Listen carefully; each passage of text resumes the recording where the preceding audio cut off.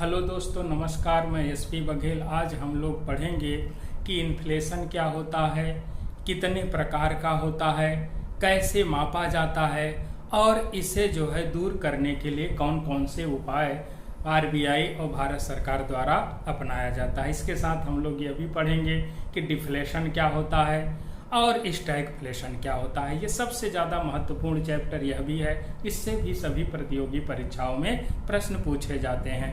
तो इन्फ्लेशन को लेकर के प्रारंभिक अर्थशास्त्री जो थे वो कहते थे कि जब कीमतें बढ़ रही हों तो इसे इन्फ्लेशन कहा जाता है, लेकिन इसमें जो है सिर्फ लक्षण बताया गया है, कारण नहीं बताया गया है। बाद के अर्थशास्त्री आए, उन्होंने कहा कि जो इन्फ्लेशन यानी मुद्रास्फीति या महंगाई है वह एक ऐसी स्थिति होती है जिसमें वस्तुओं और सेवाओं की कीमतों में औसत से अधिक तेजी से वृद्धि होती है, जिससे मुद्रा की क्रय शक्ति या मुद्रा की कीमत घट जाती है, तो जिससे समाज में रहने वाले मध्यम वर्ग, गरीब वर्ग, स्थिर आय वर्ग के लोगों को अत्यधिक कष्ट का सामना करना पड़ता है। इसीलिए जो है आज ये कहा जाता है कि मुद्रास्फीति के दिनों में जो है वस्तुओं और सेवाओं की कीमतें बढ़ जाती हैं और मुद्रा की कीमत घट जाती है। यही इसकी परिभाषा है। अब वस्तुओं और सेवाओं की कीमतों में बढ़ने के कई कारण हैं। पहला कारण ये हो सकता है कि लोगों के पास पैसा बहुत आ जाए, जिसको कहा जाता है मुद्रा की मात्रा। मुद्रा की मात्रा लोगों के पास अधिक हो जाएगी तो लोगों की डिमांड बढ़ जाएगी, और अगर लोगों की डिमांड बढ़ेगी और सप्लाई नहीं बढ़ेगी तो प्राइस बढ़ेगी। तो ऐसी स्थिति में मुद्रास्फीति जो जन्म लेती है वो पहला कारण माना जाता है मुद्रा की मात्रा में वृद्धि।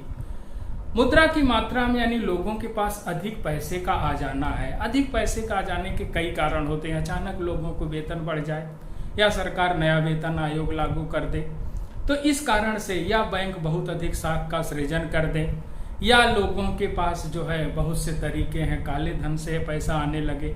तो जब पैसा लोगों के पास पहले की तुलना में अधिक हो जाएगा तो लोगों की डिमांड बढ़ेगी, और डिमांड बढ़ने के साथ साथ अगर सप्लाई नहीं बढ़ेगी तो प्राइस एवरेज लेवल से ज़्यादा हाई हो जाएगी।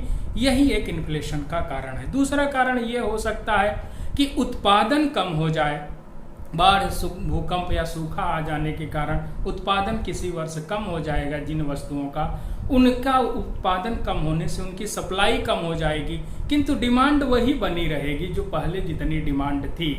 तो अगर डिमांड पहले जैसी रहे और सप्लाई घट जाए तो ऐसी स्थिति में दोनों के बीच डिसबैलेंस हो जाएगा, यानी डिमांड हाई और सप्लाई लो, तो प्राइस को हाई कर देगी। तीसरा कारण इसका हो सकता है जनसंख्या बहुत अधिक बढ़ जाए। बहुत अधिक मात्रा में जनसंख्या बढ़ने से भी अगर उत्पादन नहीं बढ़ रहा है तो कीमतें तेजी से बढ़ने लगती हैं। ऐसा ज्यादातर विकासशील देशों में या जो है तेजी से उभरती हुई अर्थव्यवस्थाओं के बारे में देखा जा सकता है। तो मुद्रास्फीति से आशय यह स्थिति है जिसमें वस्तुओं तथा सेवाओं के दाम बढ़ जाते हैं और मुद्रा के दाम या मुद्रा की क्रय शक्ति घट जाती है, जिससे समाज में रहने वाले मध्यम वर्ग, गरीब और स्थिर आय वर्ग के लोगों को अत्यधिक कठिनाई का सामना करना पड़ता है। अब यहाँ पे एक शब्द समझ लीजिए कि मुद्रा की क्रय शक्ति क्या है। देखिए, किसी भी व्यक्ति की जो आय होती है वो आय मुख्य रूप से दो तरह से बटी हुई है। एक को कहा जाता है रियल इनकम और एक को कहा जाता है नॉमिनल इनकम। रियल इनकम यानी वास्तविक आय, नॉमिनल इनकम यानी मौद्रिक आय। जैसे दोनों को अंतर समझ लीजिए। मान लीजिए कोई एक मजदूर है और दिन भर मजदूरी किया और 100 रुपया मजदूरी पा रहा है, तो जो 100 रुपया रोज वो पा रहा है वो उसकी इनकम नॉमिनल इनकम यानी मौद्रिक आय कही जाएगी। अब दूसरी तरफ वो 100 रुपया तो खाएगा नहीं, जो पैसा या रुपया खरीदता है वही रुपए की क्रय शक्ति कही जाती है, और 100 रुपए में जितना सामान खरीदेगा वही उसकी रियल इनकम कही जाएगी। जैसे मान लीजिए आलू 20 रुपया प्रति केजी हो और मजदूर 100 रुपया है उसके पास, तो 100 रुपए का आलू खरीदने जाएगा, 20 रुपया प्रति केजी के हिसाब से 5 केजी आलू खरीदेगा। अब मान लीजिए देश के अंदर महंगाई आ जाए और आलू के दाम बढ़कर 25 रुपया प्रति केजी हो जाए, तो फिर वह बाजार में जाएगा, 100 रुपया ही मजदूरी पाएगा।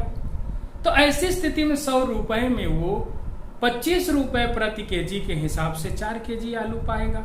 यानी पहले 100 रुपए में वो 5 केजी आलू खरीदता था, महंगाई आ जाने के कारण 100 रुपए में 4 केजी आलू खरीद रहा है। ऐसी स्थिति में नॉमिनल इनकम तो उसकी 100 रुपया बनी ही हुई है, किंतु रियल इनकम उसकी जो आलू के रूप में थी वो 5 केजी से घटकर 4 केजी हो गई। तो यहाँ पर यह भी प्रश्न बनता है कि जब देश के अंदर मुद्रास्फीति या इन्फ्लेशन आता है तो लोगों की रियल इनकम पर क्या इफेक्ट पड़ता है। तो लोगों की रियल इनकम घट जाती है जबकि नॉमिनल इनकम वही बनी रहती है। तो यहाँ पर मुद्रास्फीति और मुद्रा की क्रय शक्ति दोनों समझ लिए आप। मुद्रा की क्रय शक्ति जो मुद्रा खरीदता है, ये हर जगह आप इसको देख सकते हैं। इस उदाहरण को आप चाहें तो आलू का उदाहरण ले, तेल का उदाहरण ले, सोने चांदी का उदाहरण ले सकते हैं, प्रत्येक वस्तु फल और सब्जियों का उदाहरण ले सकते हैं। रुपया जो खरीदता है उसकी वही शक्ति कही जाती है या वही उसकी परचेजिंग पावर कही जाती है। अब जब देश के अंदर महंगाई आएगी तो पैसे की, रुपए की परचेजिंग पावर कम हो जाएगी, जिससे समाज में रहने वाले बहुत से वर्गों में कुछ वर्ग को फायदा भी होगा, कुछ वर्ग को नुकसान होगा। तो जो सभी कुछ वर्गों को फायदा और नुकसान होता है उसी को अर्थशास्त्र में मुद्रास्फीति का प्रभाव कहा जाता है। तो अब हम लोग देखते हैं मुद्रास्फीति का प्रभाव। तो प्रभाव में ये देखा जाता है क्या बढ़ता है, क्या घटता है, या ये देखा जाता है किस वर्ग को लाभ होता है, किस वर्ग को हानि। तो समाज में एक उत्पादक वर्ग है, जब महंगाई आएगी तो उत्पादक वर्ग को लाभ होगा। उत्पादक वर्ग में उद्योगपति आता है, किसान आता है, व्यापारी आता है। सामान जितने में वो बनाया है उससे अधिक कीमत पर बेच करके वो मुनाफा कमाता है। दूसरा वर्ग होता है ऋणी और ऋणदाता। तो समाज में सबसे ज्यादा प्रश्न यही परीक्षा में छोटी पूछा है, जब देश के अंदर इन्फ्लेशन या मुद्रास्फीति या महंगाई आती है तो ऐसी स्थिति में ऋणी को लाभ होगा कि हानि होगी। तो ध्यान रहे, जब देश के अंदर मुद्रास्फीति आती है तो जो ऋणी है, जो ऋण ले रहा है उसको लाभ होता है और जो ऋण देता है उसको हानि होती है।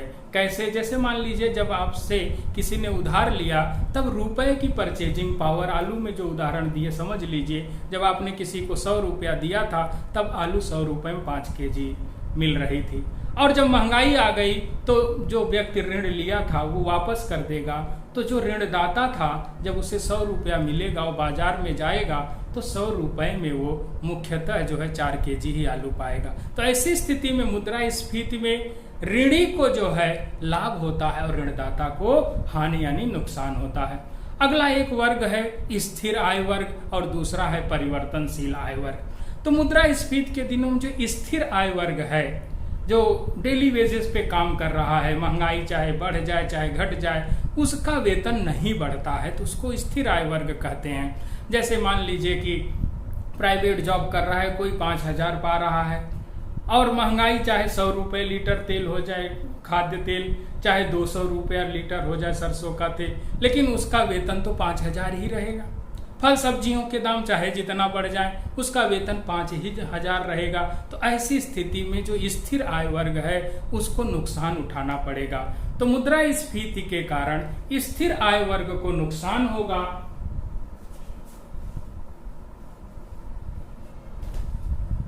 स्थिर आय वर्ग को नुकसान होगा और परिवर्तनशील आय वर्ग को फायदा होगा। परिवर्तनशील आय वर्ग में कौन आता है? परिवर्तनशील आय वर्ग में मुख्य रूप से वो लोग आते हैं जितना % महंगाई बढ़ रही उतना % सरकार महंगाई भत्ता दे रही है।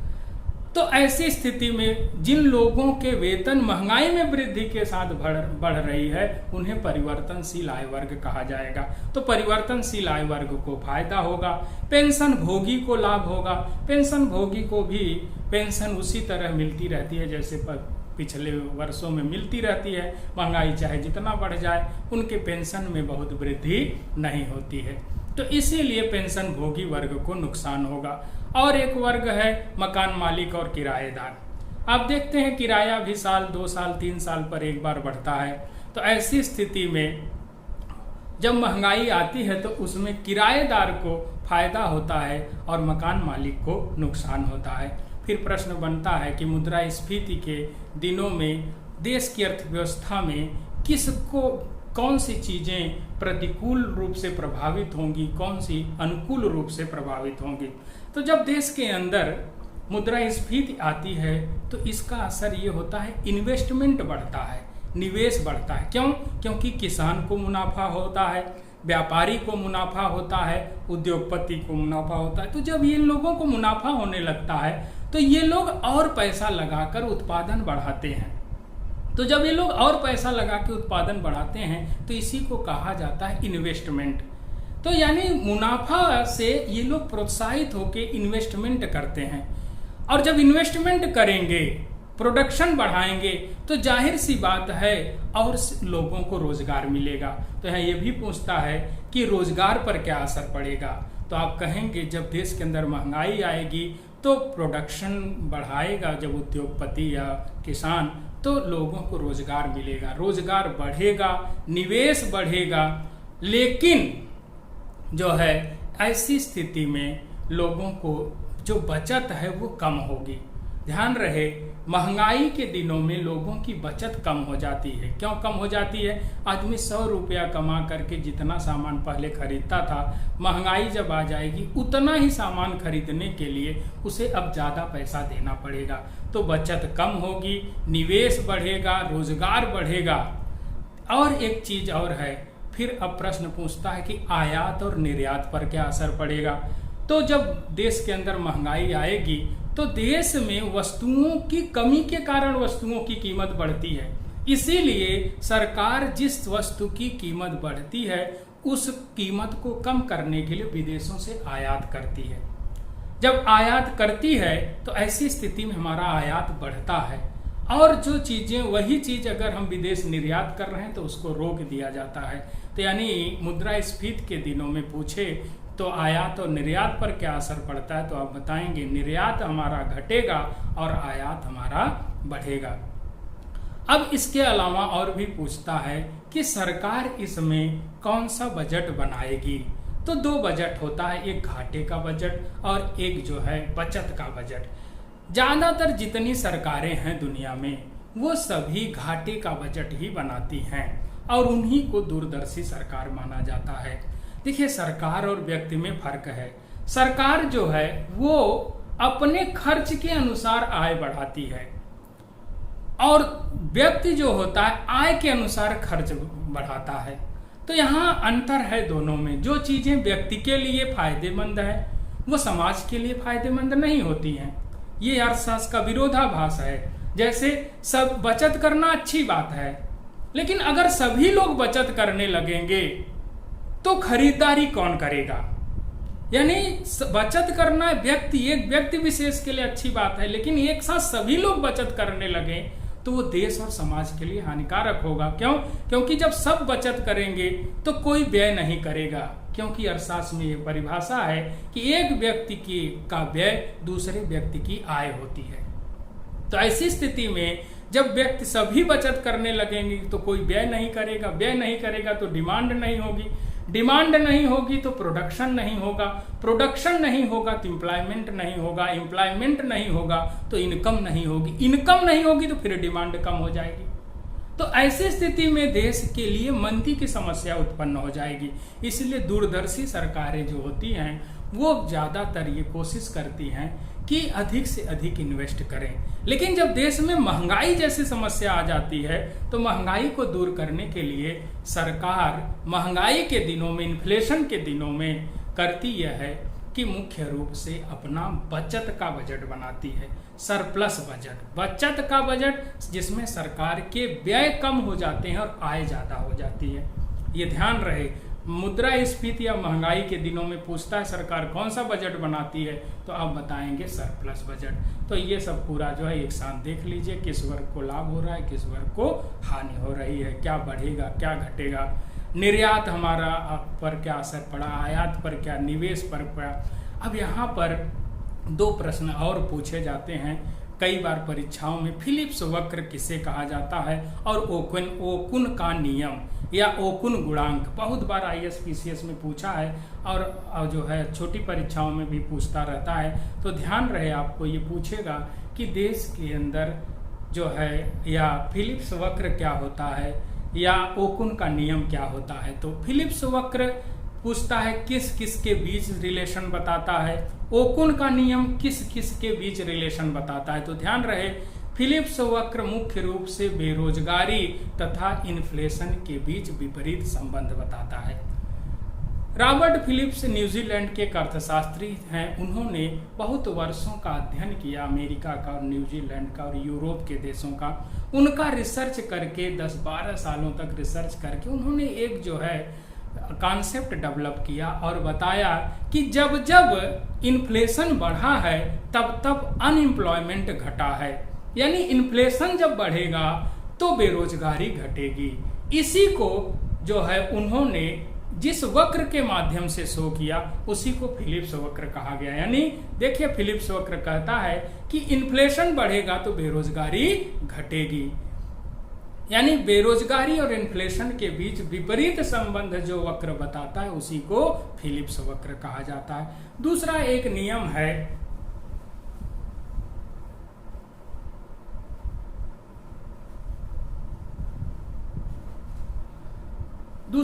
नियम है, जिसको कहा जाता है ओकुन का नियम। ओकुन गुणांक के नाम से भी जाना जाता है। रॉबर्ट ओकुन ने यह अध्ययन करके यह पाया कि जब किसी भी देश की इकोनॉमी की जो जीडीपी होती है, जीडीपी पर अलग से चैप्टर है, उसको डालूंगा वीडियो, तो जीडीपी जो होती है उसके बीच और बेरोजगारी के बीच भी विपरीत संबंध होता है। तो ओकुन ने जो बताया उसमें कहा कि अगर किसी देश की इकोनॉमी में जीडीपी 2.5% कम हो जाएगी तो बेरोजगारी 1% बढ़ जाएगी। ध्यान से समझिए कि ओकुन ने बताया कि जब अगर किसी देश की इकोनॉमी में जीडीपी किसी एक साल में 2.5% कम होगी तो बेरोजगारी 1% बढ़ जाएगी। यानी अगर आपकी जीडीपी ग्रोथ रेट 7.5% है और बेरोजगारी आपकी 6% है और ऐसी स्थिति में कुछ दिन बाद जीडीपी आपकी 7.5 से घटकर 5% हो जाएगी, तो जीडीपी जो है अगर जीडीपी 7.5% से घट के 7% हो जाएगी तो जो बेरोजगारी है, अनएम्प्लॉयमेंट है, वो 6% से बढ़कर 7% हो जाएगा। यानी जीडीपी और बेरोजगारी के बीच जो विपरीत संबंध बताता है वो ओकुन का नियम है, और इन्फ्लेशन और बेरोजगारी के बीच जो विपरीत संबंध बताता है वो है फिलिप्स वक्र। दोनों में अंतर स्पष्ट कर लीजिएगा और ध्यान से सुनिएगा, बार बार पूछता है ओकुन का नियम क्या है और फिलिप्स वक्र क्या है। तो ये हो गया मुद्रास्फीति का प्रभाव। अब हम लोग आते हैं मुद्रास्फीति के प्रभाव के बाद आते हैं मुद्रास्फीति के प्रकार। मुद्रास्फीति कितने प्रकार की होती है? तो देखिए, मुद्रास्फीति बहुत प्रकार की है। जब आप कोई नेट पर पढ़ेंगे, बुक में पढ़ेंगे, बहुत तरह की मुद्रास्फीति है, लेकिन आप समझ लीजिए कि मुख्य रूप से जो प्रमुख मुद्रास्फीति के प्रकार हैं उनको हम लोग यहाँ डिस्कशन कर लेते हैं, और किस अर्थशास्त्री ने कहा है उस पर थोड़ा थोड़ा एक एक 2-2 लाइन में समझ लीजिए। ये प्रकार में ज़्यादा प्रश्न नहीं बने हैं, जानने के लिए जरूरी है। 1-2 प्रकार हैं जिस पे प्रश्न पूछे गए हैं, जैसे पूछ लिया जाता है विकासशील देशों में किस प्रकार की मुद्रास्फीति पाई जाती है। तो विकासशील देशों में भारत एक विकासशील देश है और तेजी से उभरती हुई भारतीय अर्थव्यवस्था है, इसलिए भारत में संरचनात्मक मुद्रास्फीति पाई जाती है। संरचनात्मक माने स्ट्रक्चरल जो है इन्फ्लेशन।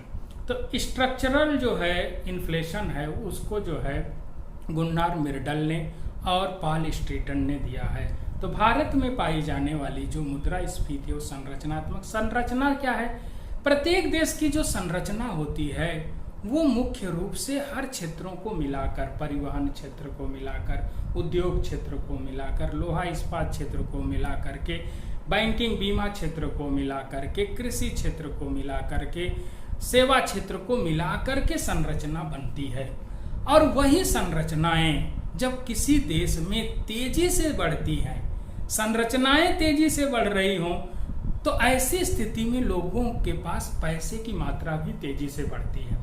लेकिन जितनी तेजी से लोगों के पास पैसा बढ़ता है उतनी तेजी से मूल आधारभूत सुविधाएं नहीं बढ़ती हैं। तो ऐसी स्थिति में देश के अंदर कीमतों में तेजी से वृद्धि होने लगती है। इसी को कहा जाता है संरचनात्मक स्फीति। यानी जितनी तेजी से लोगों के पास पैसा बढ़ता है, उतनी तेजी से मूलभूत सुविधाएं जब नहीं बढ़ेंगी, परिवहन, संचार, बिजली, कृषि, उद्योग, लोहा इस्पात, सेवा क्षेत्र, इन सब क्षेत्र में जब उतनी तेजी से वृद्धि नहीं होगी जितनी तेजी से लोगों के पास पैसे में वृद्धि हो रही है, तो ऐसी स्थिति में इन सभी चीजों के दाम तेजी से बढ़ेंगे, जिससे मुद्रास्फीति पैदा होगी। उसी को संरचनात्मक स्फीति कहा जाता है।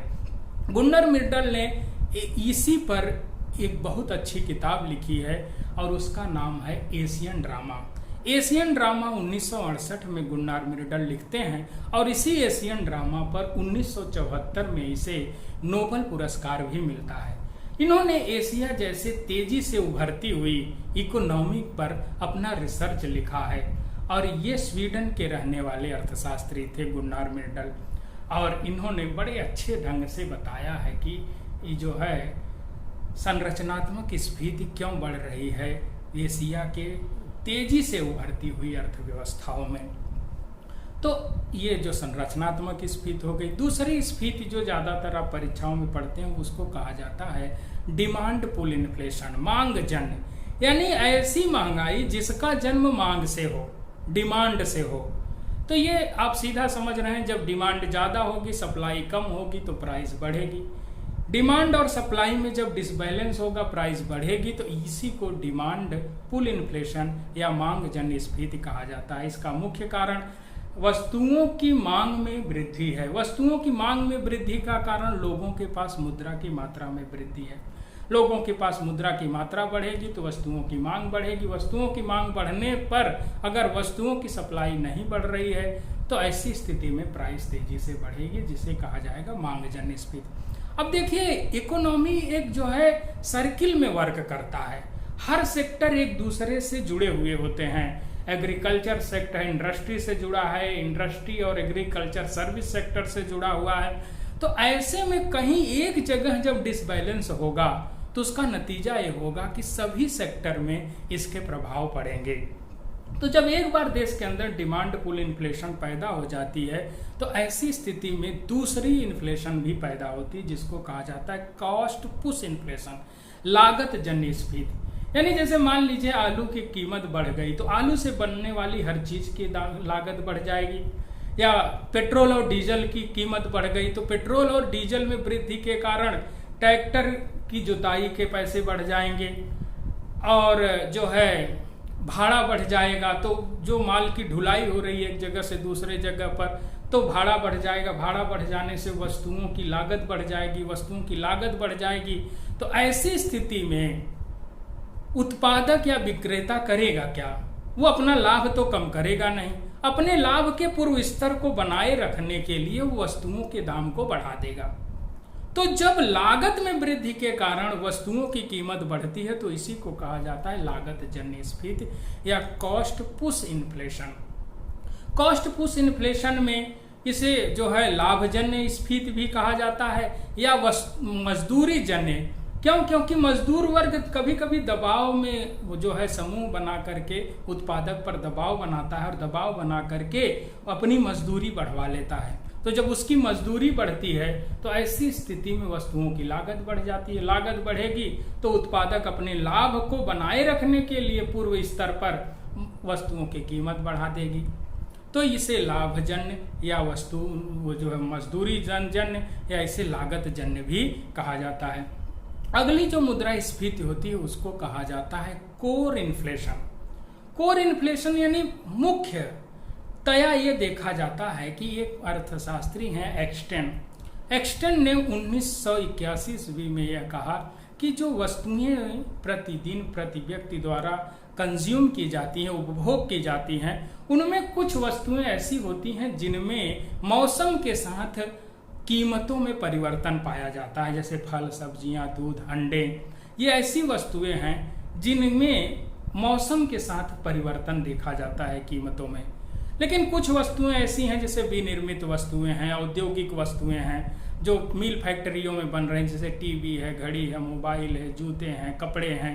इन सब के दाम मौसम के हिसाब से नहीं बदलते हैं। तो कोर इन्फ्लेशन में जो है एक्सटेंड का कहना है कि जब हम महंगाई की गणना करें तो उन वस्तुओं की ही कीमतें शामिल करें जिनमें स्थिरता की प्रवृत्ति पाई जाती है, यानी ऐसी वस्तुओं को न शामिल करें जिनमें उतार चढ़ाव मौसम के हिसाब से होता रहता है।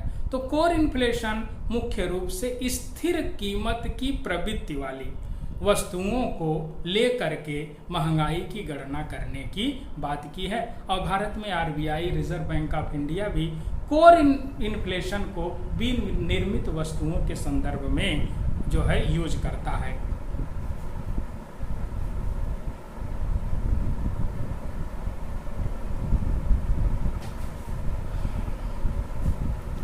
अब हम लोग आते हैं जो है अगला इन्फ्लेशन, जिसको कहा जाता है खुली तथा दबी मुद्रास्फीति। खुली, open and suppressed inflation. Open and suppressed inflation का मतलब खुली और दबी मुद्रास्फीति। देखिए, खुली मुद्रास्फीति बहुत खतरनाक है। खुली मुद्रास्फीति जब कीमतें बढ़ रही हों और सरकार उसको रोकने के लिए कोई उपाय न अपनाए तो ये कीमतों में वृद्धि धीरे धीरे देश में आर्थिक संकट पैदा कर देंगी। जैसे मान लीजिए पेट्रोल के दाम बढ़ रहे हैं, खाने वाली आलू, प्याज, तेल के दाम बढ़ रहे हैं और सरकार इसको रोकने के लिए कोई उपाय न अपनाए, तब ऐसी स्थिति में ये कीमतें बढ़ते बढ़ते देश के अंदर इतनी बढ़ जाएंगी कि श्रीलंका जैसी स्थिति पैदा कर देंगी, पाकिस्तान जैसी स्थिति पैदा कर देंगी। तो जो श्रीलंका, पाकिस्तान जैसी स्थिति जब पैदा हो जाएगी तो इसी को कहा जाता है हाइपर इन्फ्लेशन, अति मुद्रास्फीति। तो खुली मुद्रास्फीति, ओपन इन्फ्लेशन की जो डिफिनीशन है वो ये है कि जब देश के अंदर कीमतें बढ़ रही हों और उन कीमतों को नियंत्रित करने के लिए सरकार द्वारा कोई उपाय न किया जाए और कीमतें अपने हिसाब से चारों तरफ बढ़ रही हों, मनमानी ढंग से बढ़ रही हों, तो इसे खुली मुद्रास्फीति कहते हैं। इसका जस्ट अपोजिट दबी मुद्रास्फीति, सस्प्रेस्ड मुद्रास्फीति जो है वो ये है कि जब कीमतें बढ़ रही हों और इसे रोकने के लिए सरकार जो है उपाय अपनाए। उपाय क्या अपनाएं? जिन वस्तुओं के दाम तेजी से बढ़ रहे हैं उनकी छानबीन करे, कालाबाजारी पर नियंत्रण करे, या जिन वस्तुओं के दाम बहुत तेजी से बढ़ रहे हैं जब कालाबाजारी से नियंत्रित न हो तो उनको आयात करके उनको गरीबों के लिए कम कीमत पे राशन की दुकानों से उपलब्ध कराएं, या कोटा तय कर दे कि एक व्यक्ति को इतनी वस्तु या इतना लीटर पेट्रोल, इतना लीटर डीजल इतने दिन पर मिलेगा। तो जब बढ़ी हुई कीमतों को रोकने के लिए सरकार जो है उपाय बनाए और कीमतों को बढ़ने से रोक दे तो उसे कहा जाता है दबी मुद्रास्फीति। अगली जो मुद्रास्फीति है उसको कहा जाता है बिंदु दर बिंदु मुद्रास्फीति, जिसको कहा जाता है मुख्य रूप से पॉइंट टू पॉइंट इन्फ्लेशन। इसमें मुद्रास्फीति की बढ़ने की दर के आधार पर इसमें कई जो है प्रकार की मुद्रास्फीति पाई जाती है। पॉइंट टू पॉइंट मुद्रास्फीति में एक आती है जिसको कहा जाता है क्रीपिंग इन्फ्लेशन। क्रीपिंग यानी रेंगती हुई मुद्रास्फीति। रेंगती हुई मुद्रास्फीति का मतलब जब कीमतें प्रतिवर्ष 1 से 1.5%, 2% तक बढ़ें तब उसे कहा जाता है क्रीपिंग इन्फ्लेशन। मैक्सिमम जो है एक साल में कीमतें 1 से 3% यानी 3% से कम अगर कीमतें प्रतिवर्ष बढ़ रही हैं या महंगाई बढ़ रही है या इन्फ्लेशन बढ़ रहा है 3% से कम प्रतिवर्ष तो उसे कहा जाएगा क्रीपिंग यानी रेंगती मुद्रास्फीति। दूसरी, जब कीमतें 10% से कम बढ़े, 3% से ज़्यादा और 10% से कम प्रतिवर्ष बढ़ें तब उसको कहा जाता है चलती मुद्रास्फीति यानी वॉकिंग इन्फ्लेशन। ये दोनों इन्फ्लेशन को मिल्टन फ्रीडमैन महोदय ने कहा है कि ये मॉडरेट इन्फ्लेशन रेट है, ये देश के लिए खतरनाक नहीं। अगर कीमतें प्रतिवर्ष 10% से कम बढ़ रही हैं तो ये देश के लिए खतरनाक नहीं है, बल्कि ये विकास को प्रोत्साहित करने वाली मुद्रास्फीति है। क्योंकि जब कीमतें इससे कम होंगी, बढ़ेंगी तो प्रोत्साहित होंगी, क्योंकि पीछे हम लोग चर्चा किए इससे निवेश बढ़ेगा, उत्पादन बढ़ेगा, रोजगार बढ़ेगा, बेरोजगारी घटेगी। इसी पर एक और टॉपिक बनता है, यहीं पे चर्चा कर लेते हैं कि जो है एक शब्द आता है अनुकूलतम मुद्रास्फीति की दर यानी ऑप्टिमम इन्फ्लेशन रेट। ऑप्टिमम मतलब क्या? अनुकूल। अनुकूल मतलब जैसे किसी देश में मुद्रास्फीति कितनी होगी कि उस देश के लिए वो अनुकूल होगी, उस देश में कोई प्रतिकूल प्रभाव पैदा नहीं करेगी। तो इसके लिए अर्थशास्त्रियों ने अलग अलग तर्क दिया है। तो जो है ऑप्टिमम इन्फ्लेशन जो है, अनुकूलतम मुद्रास्फीति की जो दर है, विकासशील देशों के लिए 4.6% मानी गई है और विकसित देशों के लिए 2.3% मानी गई है। तो ये याद रखिएगा कि जो है अनुकूलतम मुद्रास्फीति किसे कहते हैं, बहुत बार पूछा है, या सहनीय बियरेबल इन्फ्लेशन, यानी इतना % इन्फ्लेशन हो कि उस इन्फ्लेशन को उस देश के लोग उसको सहन कर सकें, बर्दाश्त कर सकें, कोई उनको परेशानी ना हो और देश का विकास भी होता रहे, देश की अर्थव्यवस्था ग्रोथ भी करती रहे, एम्प्लॉयमेंट बढ़ता रहे, अनएम्प्लॉयमेंट घटता रहे, तो इसे कहा जाता है अनुकूलतम मुद्रास्फीति की दर। तो यहाँ पर हम लोग पॉइंट टू पॉइंट इन्फ्लेशन पे आए। पॉइंट टू पॉइंट इन्फ्लेशन में एक इन्फ्लेशन हम लोग पढ़े जो है क्रीपिंग इन्फ्लेशन, जो 1 से 3% तक हो, वॉकिंग इन्फ्लेशन जो 10% से कम हो, 3% से ज़्यादा हो। अब जब इन्फ्लेशन 10 से 12-15% तक हो तो उसे जो है कहा जाता है रनिंग इन्फ्लेशन, दौड़ती हुई मुद्रास्फीति। अगर रनिंग इन्फ्लेशन को देखा जाए तो वो 10 से 12-13-15% होती है प्रतिवर्ष। अगर इसमें सरकार जो है कोई उपाय बना के इसे कंट्रोल नहीं कर रही है तो ये देश के लिए और खतरा पैदा कर देगी। अगला इन्फ्लेशन रनिंग के बाद आता है गैलोपिंग, यानी कूदती स्फीति। कूदती गैलोपिंग इन्फ्लेशन जो है ये और भी खतरनाक है। इसमें कीमतें 30% प्रतिवर्ष या 100% प्रतिवर्ष या 999% प्रतिवर्ष बढ़ने लगती हैं। जब कीमतें 3 अंकों में प्रतिवर्ष वृद्धि करने लगती हैं तब इसे गैलोपिंग या कूदती इन्फ्लेशन कहा जाता है। ये बहुत खतरनाक होती है। इसमें आम आदमी ये अत्यधिक परेशान हो जाता है। अचानक एक महीने में आप कीमतों में 2-3 गुना वृद्धि पा जाएंगे, कभी कभी 1000% कीमतें तक बढ़ जाती हैं। तो ये बड़ी खतरनाक होती है। ये समस्याएं प्रथम विश्व युद्ध और द्वितीय विश्व युद्ध के समय देखी गई थी, जर्मनी में देखी गई थी, इटली में देखी गई थी।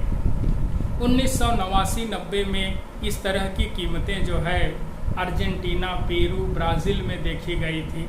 तो ये जो गैलोपिंग इन्फ्लेशन है, अगर इसको समय पर नियंत्रित नहीं किया गया तो यही 2 साल 3 साल बाद हाइपर इन्फ्लेशन में कन्वर्ट हो जाएगी। गैलोपिंग जो है इन्फ्लेशन साल भर 1.5 साल के अंदर अगर गवर्नमेंट कंट्रोल नहीं कर रही है, रिजर्व बैंक कंट्रोल नहीं कर रही है, तो ये हाइपर इन्फ्लेशन में कन्वर्ट हो जाएगा। और अगला इन्फ्लेशन जो पॉइंट टू पॉइंट का है वो हाइपर यानी अति मुद्रास्फीति। इसमें मुद्रा अपना अस्तित्व खो देता है। नोट, कागज के नोट की वैल्यू 0 हो जाती है। लोग बोरा में भर भर के रुपया ले जाते हैं और जेब में भर के सामान लाते हैं। ये स्थिति 1922-23 में जर्मनी में देखी गई थी। वहाँ पर कीमतें जो है करोड़ों % तक बढ़ गई। आदमी पैसा की वैल्यू, चूल्हे में लकड़ी के जगह नोट जलाने लगा था। आप देखिए जो है इसको सर्च करके गूगल पर, उसमें चित्र भी आएंगे। तो कीमतें करोड़ों % जब बढ़ जाती है, यानी गैलोपिंग इन्फ्लेशन को टाइम पर कंट्रोल नहीं किया गया तो ये हाइपर इन्फ्लेशन में कन्वर्ट हो जाएगा। और हाइपर इन्फ्लेशन में मुद्रा अपना अस्तित्व खो देती है। जनता का भरोसा कागजी नोट से उठ जाता है, गवर्नमेंट पर से उठ जाता है। लोग आंदोलन चरम पर करने लगते हैं, जैसे इस समय श्रीलंका की स्थिति है, आप पढ़ रहे होंगे साल महीने 2 महीने से। पाकिस्तान की स्थिति है। 2007 से 2009 के बीच जिम्बाब्वे में गैलोपिंग इन्फ्लेशन जो है कन्वर्ट हो गई हाइपर इन्फ्लेशन में। वहाँ 100 ट्रिलियन डॉलर की नोट चलाई गई। जैसे हमारे यहाँ 2000 की नोट चल रही है, वहाँ 100 ट्रिलियन की नोट चलाई गई। और 100 ट्रिलियन की नोट लेके जिम्बाब्वे वाले जाते थे और पता लगा कि जो है इतने में 1 कप चाय मिल रही हो। तो आप सोचिए कि ये स्थिति जब देश के अंदर आ जाती तो उसे हाइपर इन्फ्लेशन कहा जाता है। तो पॉइंट टू पॉइंट इन्फ्लेशन में क्रीपिंग इन्फ्लेशन है, वॉकिंग इन्फ्लेशन है, रनिंग इन्फ्लेशन है, गैलोपिंग इन्फ्लेशन है, फिर आती है आपकी हाइपर इन्फ्लेशन। इन्फ्लेशन के बाद और एक आता है इन्फ्लेशन जिसे कहा जाता है मुख्य रूप से आंशिक मुद्रास्फीति और पूर्ण मुद्रास्फीति। आंशिक और पूर्ण मुद्रास्फीति का जो कॉन्सेप्ट है वो दिए हैं मुख्य रूप से प्रोफेसर जे.एम. कीन्स ने। जे.एम. कीन्स ने 1940 में किताब लिखी जिसका नाम था हाउ टू पे फॉर वार। ये हाउ टू पे फॉर वार ये द्वितीय विश्व युद्ध के समय लिखी गई किताब थी और प्रथम विश्व युद्ध से उत्पन्न समस्याओं का भी इसमें जिक्र किया गया है। तो 1940 में जब आई तो इन्होंने कहा कि जब देश के अंदर अल्प रोजगार है, अल्प रोजगार की स्थिति में जो मुद्रास्फीति होगी उसे कहा जाएगा आंशिक मुद्रास्फीति, और जब पूर्ण रोजगार के बाद कीमतें बढ़ेंगी तो उसे कहा जाएगा पूर्ण मुद्रास्फीति। अब आंशिक और पूर्ण मुद्रास्फीति यानी पूर्ण रोजगार के पहले की सिचुएशन आंशिक मुद्रास्फीति, पूर्ण रोजगार के बाद की सिचुएशन जो है पूर्ण मुद्रास्फीति। ये पूर्ण रोजगार क्या ये समझिए। पूर्ण रोजगार की स्थिति वह होती है जिसमें देश के अंदर पाए जाने वाले सभी संसाधनों, चाहे वो संसाधन आपका भौतिक संसाधन हो चाहे अभौतिक, भौतिक यानी मानव निर्मित संसाधन, अभौतिक यानी जो प्राकृतिक संसाधन है, जब कोई देश अपने देश के सभी रिसोर्सेज का बेस्ट यूज कर लेगा तब वह फुल एम्प्लॉयमेंट लेवल पर पहुंचेगा, और ये अल्पकाल में संभव नहीं है। कोई भी देश अपने रिसोर्सेज का पूरा यूज कर ही नहीं पाता, इसलिए फुल एम्प्लॉयमेंट पूर्ण जो है वो कभी बन ही नहीं सकता, हरदम अल्प रोजगार की स्थिति रहती है। तो आंशिक मुद्रास्फीति पूर्ण मुद्रास्फीति हो गई। एक होता है वस्तु जनित मुद्रास्फीति यानी कमोडिटी इन्फ्लेशन, यानी वस्तुओं की कमी के कारण कीमतें बढ़ेगी तो उसको कहा जाएगा कमोडिटी इन्फ्लेशन। एक को कहा जाता है चलन स्फीति, जब देश के अंदर लोगों के पास चलन में मुद्रा बहुत अधिक आ जाए उसके कारण अगर कीमतें बढ़ रही तो उसे कहा जाएगा जो है चलन स्फीति। एक होता है साख स्फीति यानी क्रेडिट इन्फ्लेशन, जब देश के अंदर व्यापारिक बैंक बहुत अधिक मात्रा में साख सृजन कर दें, क्रेडिट कंट्रोल कर दें, जो पिछले लेक्चर में बताए हैं कि क्रेडिट क्रिएशन कैसे करता है बैंक, तो ऐसी स्थिति में जो इन्फ्लेशन पैदा होगी उसे मुख्य रूप से कहा जाएगा साख इन्फ्लेशन।